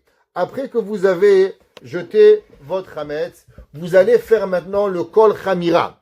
Dans le kol chamira, vous allez dire kol chamira ve chamira de ikabishutim, de hazite ou de hazite de biarte velo biarte, ve livtil, ve lehave, ke afra de hara. Maintenant, vous savez que généralement, la 3e fois que l'on fait le bitoul, on répète 3 fois. Pourquoi 3 fois? pour être sûr qu'on a bien compris. On répète comme une chazaka. Tout pain et tout le vin qui est en ma possession, que j'ai vu, que j'ai pas vu, ouais, que j'ai détruit, que j'ai pas détruit, qui soit anéanti comme la poussière de la terre. Généralement, il y a l'opinion de Tosfot qui dit que l'on doit faire, on rajoute le mot hefker. Alors, qu'est-ce que ça veut dire le mot hefker? Je vais juste expliquer, il est un peu tard, je sais, je m'excuse, 2 minutes et je vous laisse. J'ai même pas commencé à parler de halachot, mais le temps il va trop vite. Alors, qu'est-ce que ça veut dire bitoul? Durant Pessah, un des principes les plus importants, c'est le bitoul. Pourquoi? La Torah elle dit Ach bayom arishon tashbitu. Qu'est-ce que ça veut dire le mot tashbitu? Traduction de la Torah. Rashi, il dit pourquoi la Torah elle n'a pas employé le mot teva haru, détruire? La Torah elle a parlé d'un mot bizarre, tashbitu. Il dit Rashi parce qu'en vérité, le bitoul, c'est dans le cœur. Une personne, elle peut décider qu'est-ce qui a de la valeur ou pas. Exemple, moi je pense à vaut l'argent, un verre. Vous pouvez penser que ça vaut rien, ça n'a rien du tout. Donc une personne peut décider qu'est-ce que c'est juste en pensant. Donc Rashi dit que le bitoul, c'est une affirmation de votre pensée qu'en vérité le chametz n'a plus de valeur. Il n'est rien, il a disparu. Donc, du fait que la Torah n'a pas dit tu vas détruire le chametz, tu vas dire tashbitu, alors automatiquement, le chametz n'est plus du chametz et le chametz est devenu quelque chose comme la poussière de la terre. C'est toi qui décides qu'est-ce que ça veut dire. De la même façon que tu choisis qu'est-ce qui est important pour toi et qu'est-ce qui n'est pas, pareil, dit Rashi, tu as la faculté de décider qu'est-ce que c'est du chametz. Tosfot, il n'est pas d'accord. Toi, tu dis, écoute Rashi, écoute papy, c'est des petits-enfants, on t'adore, mais tu vois un verre, tu peux dire que c'est pas un verre, c'est un éléphant, ça veut rien dire. Un verre, c'est un verre, chametz, c'est chametz. Alors comment la Torah, elle veut te dire que grâce au bitoul, le chametz n'est pas à toi? Qu'est-ce que ça veut dire? Tosfot, il dit que le bitoul, ça veut dire rendre public. Pourquoi? Parce que l'interdiction du chametz est seulement ton chametz. La Torah dit Lo yerae lecha chametz velo yimatse lecha chametz. Tu verras pas ton chametz. Exemple, tu vas dans la rue, tu passes devant une boulangerie. Il y a un monsieur Jean-Paul II, ils font du chametz. Tu te transgresses un interdit, pas à toi. Pourquoi? C'est Jean-Paul II, le goy, il a vendu du chametz, c'est pas à moi. Ouais. Un autre juif, c'est un peu différent. C'est marqué dans les poskim. Est-ce qu'on est transgresse ou pas? Mais, d'après la majorité, je sais pas, à part le Gaon de Vilna, mais sinon, on transgresse seulement sur notre chametz. Donc, il dit Tosfot, c'est quoi bitoul? C'est que tu enlèves ta propriété de la chose. Ça veut dire hefker. Exemple, ce verre est à moi. Je l'ai acheté, je l'ai porté, je l'ai payé, il m'appartient. Si quelqu'un me vole mon verre, chayab, l'otikzol, il a volé mon verre. Maintenant, si je dis, j'enlève ma propriété du chametz, de ce verre, à qui il appartient ce verre? À celui qui veut. Donc, je lui ai enlevé ce qu'on appelle ma ba'alout, ma propriété. Donc, du fait qu'il n'est plus à moi, alors automatiquement, je transgresse plus l'interdiction de chametz. Tosfot, il dit, qu'est-ce que ça veut dire bitoul? Bitoul, c'est quand la personne, elle enlève sa propriété de l'article. Donc, quand vous faites le bitoul de votre maison, vous avez enlevé la propriété d'acquisition de votre chametz. Top. Maintenant, le problème, il est que chaque fois, on enlève, on dit 2 bitouls d'après Rashi, 1 bitoul d'après Tosfot.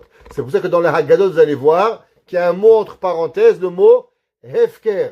Livtil velehave, qui est hefker, qui est afra de hara. Maintenant, il y a une grande discussion. Est-ce que durant Shabbat, on a le droit d'enlever sa propriété de quelque chose? Pourquoi? Parce que vous savez, Shabbat, du commerce est interdit. Acheter, vendre. Si moi demain, je dis, ok, je veux acheter ta maison, ok? Il y a un acheteur, il y a un vendeur. L'acheteur, il a fait un interdit. Le vendeur, il a fait un interdit. Les deux, ils ont fait des interdits. Alors maintenant, la question, elle est-ce que Shabbat, on a le droit d'enlever sa propriété? Ou bien ça rentre dans le Issour de Mekach ou Memkar, de Shema Yichtov, pour pouvoir y arriver. Beaucoup des poskim, ils ont dit, là, la chalé qu'on a, le Shabbat, on omettra de dire le mot hefker. On dira seulement liftil veleave ke'afra de'ara. On ne dira pas le mot hefker. La halakha, elle est qu'on a le droit de le dire. Pourquoi? Parce que généralement, quand il y a deux personnes, achat et vente, alors moi, j'ai pas le droit d'enlever ma propriété pour que quelqu'un d'autre va la prendre. Mais ici, le but, c'est pas que quelqu'un d'autre prenne mon chametz, c'est juste d'enlever ma propriété pour que le chametz ne m'appartient pas. Et quand le chametz ne m'appartient pas, alors automatiquement, je transgresserai plus l'interdit de l'oyerae et de l'oyematzeh. Alors j'accomplirai avec ça la mitzvah avec le tashbitou et le bitou. Halakha elle est que durant Shabbat, on a le droit de rajouter cette phrase dans Kol Hamira Vechamira, Liftil Velehave Ke'afra de Hara.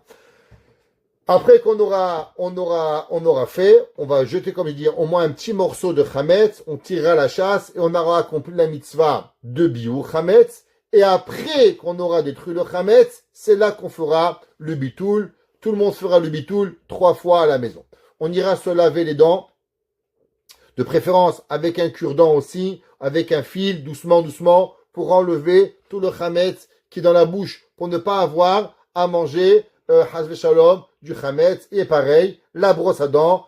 Attention, celui qui saigne des dents, faites attention, ne pas brosser fort pour ne pas transgresser un interdit. Lavez-vous bien la bouche avec du produit, mais faites attention de ne pas vous faire saigner les dents pour ne pas transgresser. Après vous enlevez le chametz, rincez-vous encore la bouche de façon à pouvoir commencer maintenant les préparations de Pessah. Il est important que même la veille de Pessah, de faire un manger chaud. Pourquoi de faire un manger chaud? À cause que le Rabbeinu Zecharia Alevi, vous savez qu'il y avait une coutume, la Torah dit Lota aviru esh bechol mojotechem, et vous n'aurez pas le droit de faire du feu dans votre maison. À l'époque, il y avait les Sadducéens. Les Sadducéens, c'était comme les Karaïtes d'aujourd'hui. Eux, ils pensaient que la Shabbat, il est interdit de manger chaud. Interdiction de manger chaud. Et c'est pour ça que eux, même manger un repas chauffé depuis avant Shabbat, laisser chaud, ils ne mangeaient pas. Alors, Hachamim, ils ont dit que celui qui ne mange pas un repas chaud pendant Shabbat, il faut se douter est-ce qu'il est juif. Ou bien il est un petit peu goy.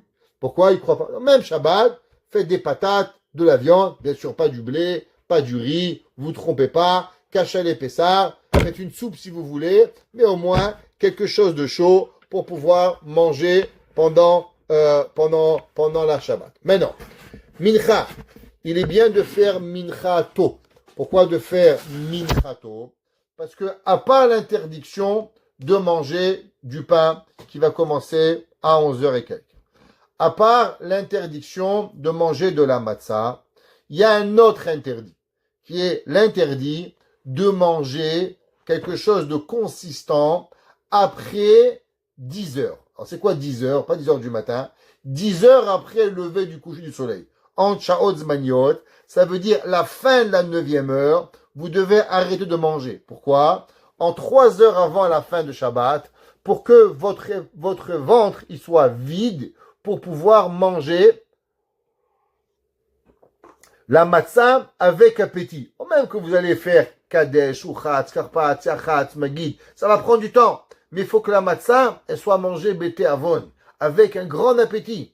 Alors, 3 heures avant la fin de Shabbat, vous pouvez plus rien manger. Et comme je vous ai expliqué, que la Seuda Shilishit, elle doit être faite après Mincha. Donc c'est pour ça qu'il va falloir faire prier tôt, juste à 1h40 à peu près. Les synagogues vont faire Mincha à 1h40, 1h45. Et comme ça, on va faire Mincha. Après Mincha, on va faire Seuda Shlishit. Comment on fera Seuda Shlishit? Il y a plusieurs options. Première option, de prendre une matzah avant et de la faire frire avant Shabbat. Matzah metugenet, faire frire avec des œufs, matzah shira. Toutes ces matzot, avec quoi on ne peut pas s'acquitter de la matzah de Pessah, parce que la matzah, elle doit être comment? Lechem oni. C'est quoi lechem oni? Un pain de pauvre. Les pauvres, ils mettent pas du vin dans la matzah, ils mettent pas des jus d'orange dans la matzah, ils mettent pas des jus dans la matzah. Donc, du fait que les pauvres, ils mangent pas cette matzah, on ne peut pas s'acquitter de cette matzah le temps du Seder. Donc la veille de Pessah, on a le droit de les manger. Donc on peut faire matzah shira pour faire de la shishit. Ceux qui ne mangent pas matzah shira, ils peuvent manger du poisson, ils peuvent manger de la viande, ils peuvent manger des œufs. La coutume chez nous, c'était de manger pommes de terre, œufs, mayonnaise et concombre. Et pickles. Ouais, le manger de tous les séfarades la veille de Pessah. Alors, vous mangerez. Vous ne mangerez pas de laitue. Pourquoi vous ne mangerez pas de laitue? Parce qu'on ne mange pas un aliment qui va être mangé sur le seder. Pareil, on ne mange pas de dattes. Il y en a aussi qui ne mangent pas de pommes pour garder tous ces goûts-là pour le soir de Pessah. Pareil, le vin. Il faut faire attention de ne pas trop boire du vin pour deux raisons. Un, parce que le vin il rassasie et après on n'aura pas faim. Et aussi, c'est pas le but d'être sous le soir de Pessah. C'est d'arriver à Pessah en forme pour pouvoir arriver. Profitez pour dormir un petit peu, reposer, ne pas arriver sur les genoux comme à chaque année. Vous avez la chance pour pouvoir arriver en forme à la veille de Pessah. Interdiction de préparer quoi que ce soit avant la fin de Shabbat. Faites attention au calendrier, à le moment.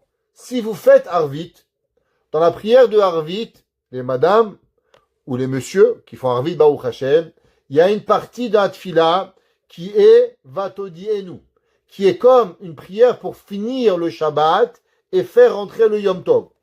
Une maman qui est Baruch Hashem, enfant, petits-enfants, mari, belle-mère, grand-père, elle a la smala à la maison, la tribu, Baruch Hashem, que vous avez toujours le shefa dans votre maison, et elle n'a pas le temps de prier, elle devra dire Baruch Hamavdil ben Kodesh le Kodesh. Pas ben Kodesh le Chol, parce que c'est Shabbat et c'est Yom Tov. Ne vous trompez pas, mesdames, c'est pas ben Kodesh le Chol, mais c'est Baruch Hamavdil ben Kodesh le Kodesh avant de faire la préparation. Si une madame, elle est mariée, c'est pas très gentil ce que je veux dire, mais c'est réel, avec un mari très difficile.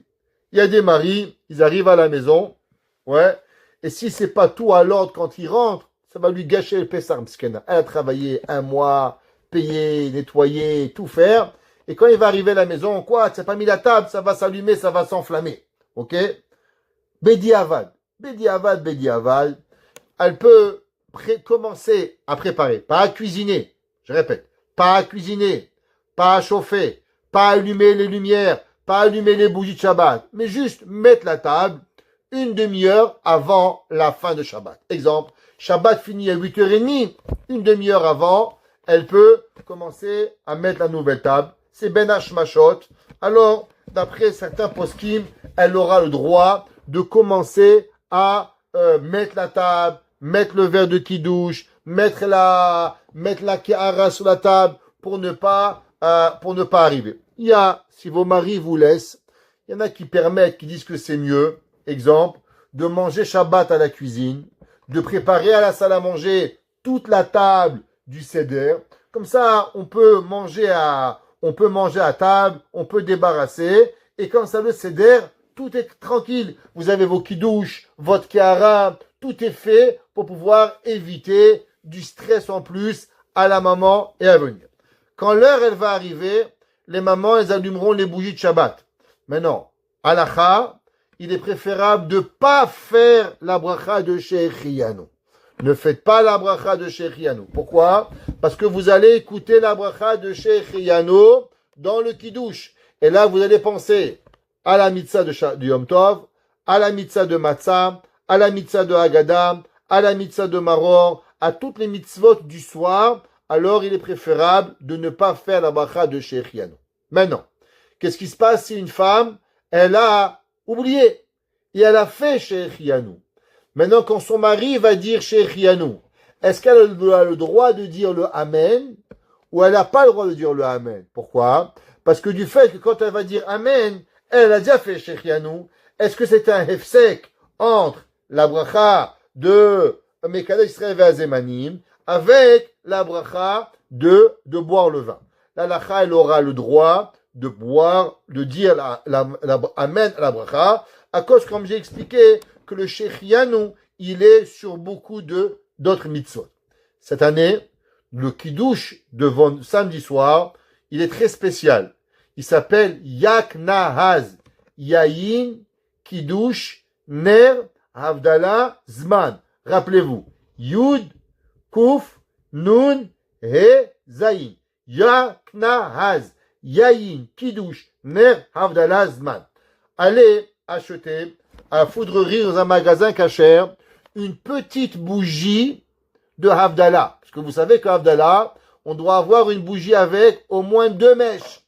Mais maintenant, dans la table de Shabbat, vous allez bien avoir la bougie de Havdalah. Donc il y a des bougies spéciaux pour le kiddush de samedi soir, petite, avec 2 mèches, pour pouvoir accomplir la mitzvah de Yak Nahaz, Yayin Kiddush Ner Havdalah Zman. Donc n'oubliez pas de préparer la bougie sur la table avec le kiddush pour pouvoir accomplir la mitzvah de pouvoir faire les mitzvot de kiddush qui vont venir. En vous souhaitant qu'on a parlé plus ou moins de quelques halachot seulement qui arrivent Erev Shabbat, Shechal, Yod Be Shabbat. Il y a encore tellement à dire à propos de ce sujet-là, mais le temps il avance et vous devez repartir à vos obligations. Et qu'Akadosh Baruch Hu fasse que nous avons un Pessah magnifique et que Bezrat Hashem, on le fête pas à Montréal, mais tous ensemble à Yerushalayim, Bimera, Biyamenu. Amen.